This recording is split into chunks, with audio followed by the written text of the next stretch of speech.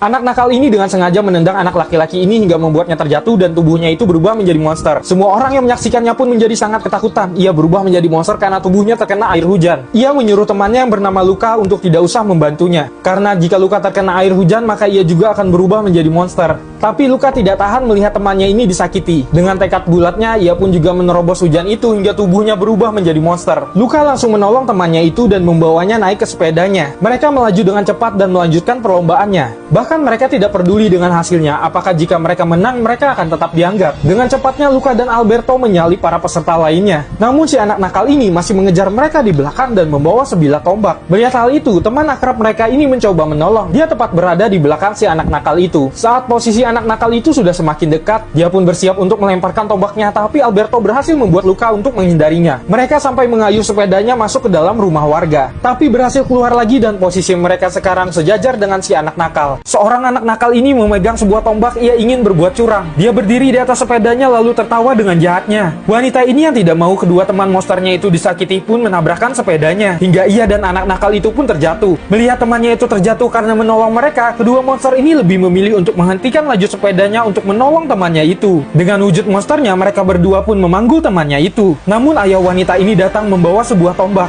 dan para masyarakat yang ada di kota ini juga ikut mengepung mereka. Karena mereka seorang monster laut dan keberadaan mereka tidak disukai oleh masyarakat kota. Bahkan anak nakal ini juga datang dan berkata dengan teganya kalau semua orang tuh sangat jijik dengan kalian, karena kalian berdua adalah monster. Namun si wanita ini terus membela kedua teman monsternya itu. Tiba-tiba ayah wanita ini berbicara kalau dia mengenali kedua monster ini. Mereka adalah Luka dan Alberto, dan mereka adalah pemenangnya dari lomba ini.